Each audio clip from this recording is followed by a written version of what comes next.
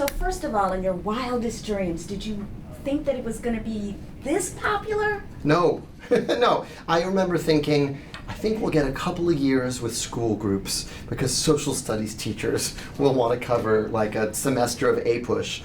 I never thought that it would just resonate with so many people and in so many ways. I was just talking to the cast before I came over here, and one of them asked me, what's the biggest lesson? And I was like, it's a thing that continues to teach me, whether it's that cast member who met me at the stage door in 2015 and is on tour, like with this tour that's here in Chicago, or it's a doctor who posts a video about the new vaccines to the tune of my shot. I mean, every day I'm getting some new reverberation of the ripples this thing has put into the world. It's really crazy. What do you think it is, specifically about the story, the show? What do you think it is? I think the shows that we go back to again and again, and I'm thinking of the shows that I love. I'm thinking of Les Miserables, I'm thinking of Sweeney Todd. They kind of contain their own universe. There's a line that speaks to everything. You find yourself speaking in quotes from the show. Rent was a big one for me when I was growing up. But I also think that at the end of the day, what Hamilton is about is, what do we do with this one life we have? You're dealing with two really traumatized central characters who had experienced loss at a very young age, and they deal with that in radically different ways. It's not a difference of politics, it's a difference of temperament and how are we to be in the world. And then you have this third character, Eliza, who is a very different, and she lives the longest, and is inherently good. So I think it resonates with people because we're all alive and we're all trying to figure out what we're supposed to do while we're here. And Chicago has been great for you. I mean, yeah, it's so funny. I remember when we came here with the first, it was really the second company of Hamilton, and we set up shop here, and I watched with joy as that original Chicago company became a part of the fabric of Chicago and singing at Cubs games and all of the craziness that came with that. But I remember getting a lot of questions from reporters being like, why Chicago? Why Chicago? I was like, because you are a great theater city, and you have to remember that like every day.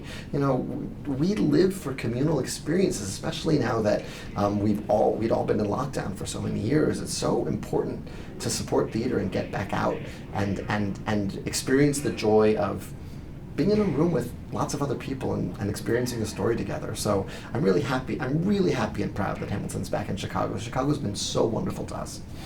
And then I read that it took you 7 years to create the show, to write the show. Yeah, and you know, it's funny, I've been reflecting on that because it was like 5 years for just the first act. And then the second act, there's a moment where you're pushing a stalled car. And you're pushing and you're pushing and you're pushing, and then there's a moment where you're chasing the car because it's going. And that was how I experienced writing the show. It was a huge push of research and compression to get that first act, and then I was just chasing the second act as it was unfolding. Turns out, best 7 years you ever spent, huh? It was pretty good. And you know, I want to sort of shout out my wife, who was sort of the secret weapon in that. She was like, you are easily distractible. And so she would set up trips where we went to Nevis, where Hamilton was born, and she'd be like, all right, we're going to the beach, go right.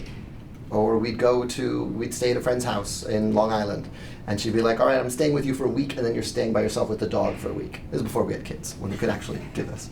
And so she really kind of created all these impromptu writing residencies for me, and I'm really grateful to her for that. And how did you pick Hamilton? Because I mean, like, those of us, you know, before this, we didn't really know who Hamilton was. It's funny, it's one of those things where he was kind of everywhere and nowhere. All I knew was he died in a duel, his son died in a duel, because I wrote a paper on him in 11th grade. And I knew he was the guy on the 10. That's really all I knew, but that was enough. You know, duels are not particularly commonplace nowadays, thank goodness. And I remember that was enough curiosity to get Ron Chernow's biography off the shelf at that Borders bookstore, R.I.P. Borders, and into my hands. And I was going on vacation. And this was a pre-Kindle, pre-e-reader era. So I just wanted like one big book to take. Couldn't take 50 books with me. And my wife, she was my girlfriend at the time. My girlfriend and I went to Mexico, and by the end of the second chapter, I was Googling Alexander Hamilton musical, because I couldn't believe no one had turned this into a musical. There was just so much incident, and it was so rich with story. And so I saw that no one had done it. I got to work. Well, we saw people waiting in line to go see the show this afternoon. Yeah. Chicago loves it, and it's a wonderful thing. Yeah. No, it's and listen, we've just been, so embraced by Chicago. We opened a Hamilton exhibition here, and that was like an amazing experiment because the love for Hamilton here was just so strong, and it was a really wonderful moment. And I'm really excited that this company that has been to Alaska and been all over the country, San Antonio, gets to settle here for a while and experience the embrace of Chicago.